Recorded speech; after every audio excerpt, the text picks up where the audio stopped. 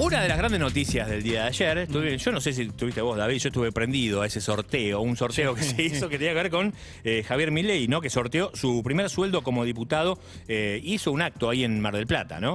Sí. Vamos a ver si te parece con Beatriz Busaniche, que es miembro de la Fundación Vía Libre. Ellos trabajan en la construcción colectiva de conocimiento, la cultura libre y el desarrollo de una sociedad más justa, basada en el respeto y avance de los derechos humanos. Hola Beatriz, ¿cómo estás? Aquí está David Cayón, yo soy Ari Hergot, bienvenida a De Acá en Más. Hola, ¿cómo andan? Buen día. ¿Cómo estás, Beatriz? Bueno, obviamente, Muy bien. la pregunta que nos hacemos al toque, después de decir, bueno, qué suerte que tuvo quien ganó, es decir, bueno, participó cerca de 1 millón de personas en este sorteo y se pedían ciertas condiciones, que es que vos entregues tus datos. Entonces, la verdad que nos preguntamos, ¿qué puede hacer Milei y su equipo con esa base de datos que consiguió? Bueno, muchas cosas. Hoy día los datos son un insumo fundamental para casi cualquier estrategia de comunicación que uno quiera plantear. O sea, hoy día plantear una estrategia de comunicación, digo, masiva, no una pequeñita, pero una estrategia de comunicación masiva requiere de manera indispensable de un buen set de datos. Y esto que tiene Milei es un buen set de datos, digamos. ¿Por qué? Porque él ya ha pasado un primer filtro de gente a la que él y su fuerza política llegan, digamos. Es un set de datos que le dice que es alguien que por propia voluntad se acercó a él y a su fuerza política. Entonces, esto te da una ventaja comparativa, si se quiere, sobre datos así de bulto, porque vienen por bulto donde vos no tenés ni idea de si esa persona te conoce, no te conoce. O sea, acá Milei ya tiene un paquete de datos interesante, un millón de datos es un paquete de datos interesante cuando hablamos de estrategias electorales, digo, lo va a usar para campaña electoral, no mucho más. Pero tenés ya un set pulido de gente que sabés que te conoce, que esa es una primera variable que siempre se mide con los candidatos. Tenés y son gente que voluntariamente se acercó a vos. Eso te da ciertas posibilidades de segmentarles comunicación, de llegarles con mensajes para esencialmente solidificar esa relación con esas personas. Escuchaba, no sé cuánta gente lo votó a Milei, pero entiendo que es más gente que la que lo votó, la que se anotó en el concurso. Así que es una base de datos interesante para campaña electoral, básicamente. Ahora, la pregunta que yo me hago, ¿cómo te va? Soy David Cayón. La pregunta que me hago es respecto a la ley de datos, de protección de datos personales.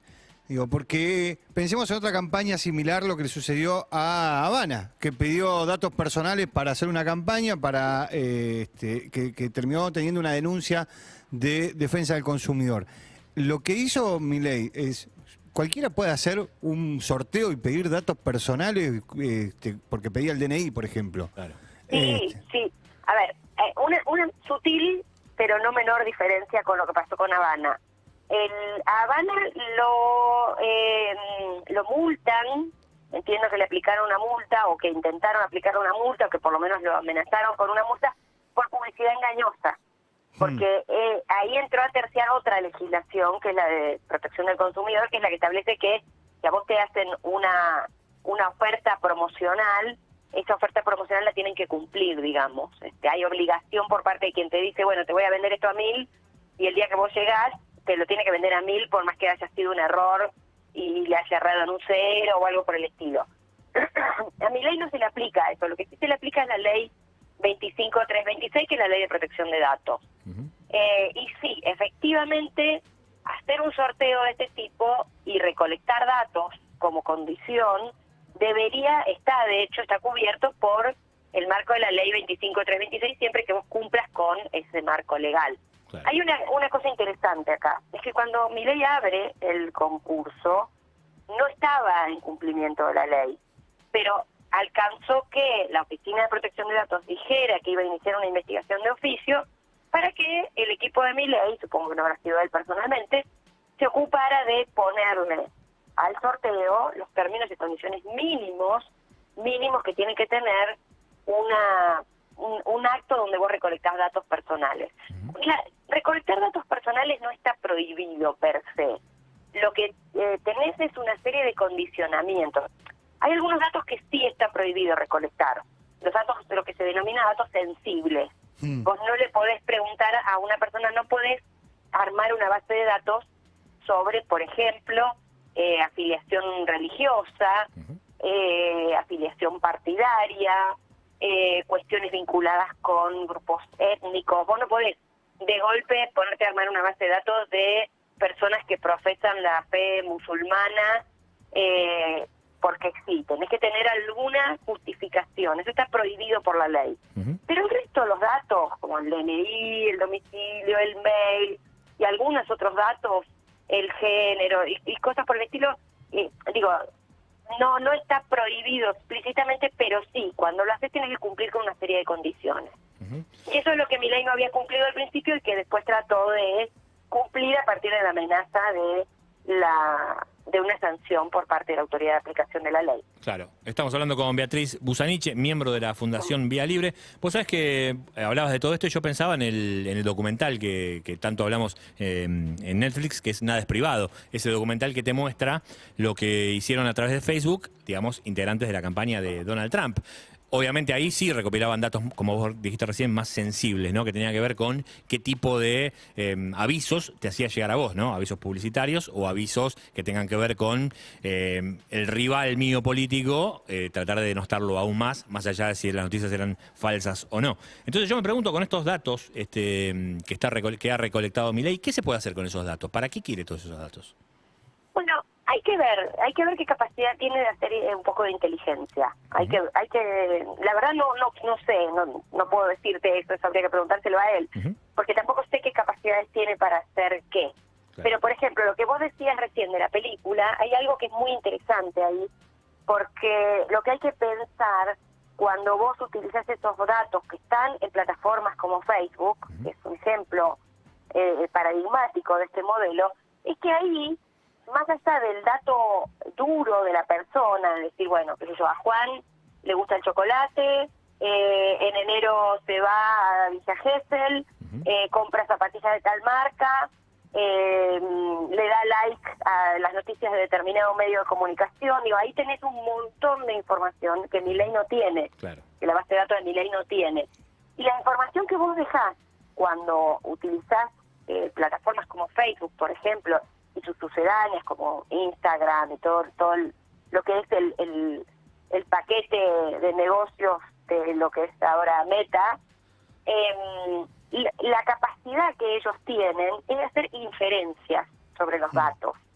Esto es un poquito, es ir un paso más allá del dato duro. Decir, le gusta el chocolate y le voy a vender tal marca de chocolate. Es decir, a esta persona que le gustan todas estas cosas, que participa de estos grupos, que tiene tales características, que las conozco porque conozco al dedillo todo lo que hace en Internet, porque lo sigo en otros sitios, traqueo sus búsquedas en otras plataformas, traqueo prácticamente todos sus contactos y demás, lo que te permite es inferir a qué grupo ponerlo en un conjunto.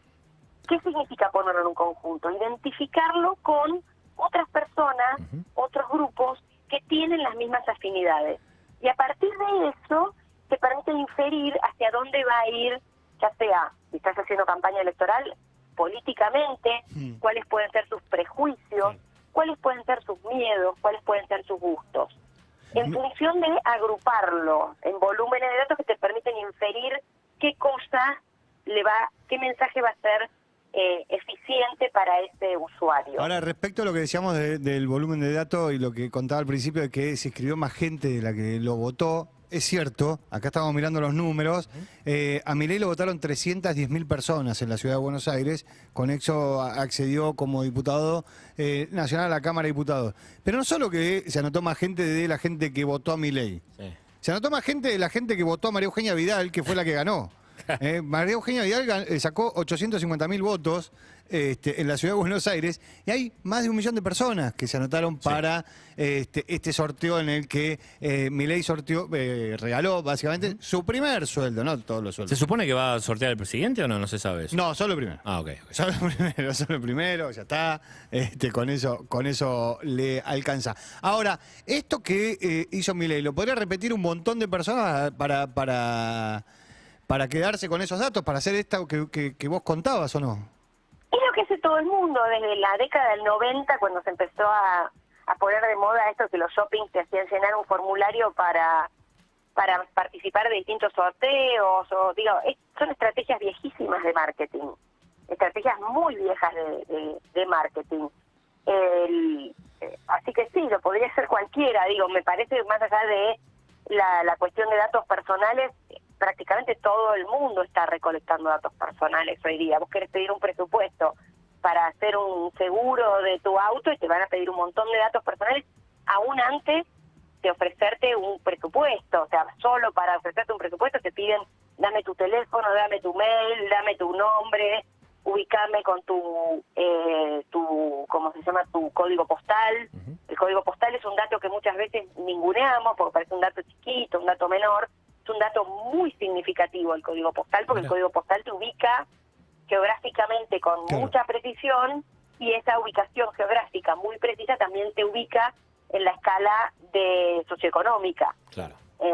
Digo, no es un dato menor. En Estados Unidos, por ejemplo, el código postal te ubica en un barrio que puede derivar en una inferencia sobre tu pertenencia étnica, porque tenés los barrios donde viven los latinos, los barrios donde viven los afroamericanos, digo, tenés un montón de las distintas, bueno, acá en la ciudad de Buenos Aires también tenemos ciertos barrios identificados con grupos étnicos, con afiliaciones religiosas, con un montón de cuestiones. Totalmente.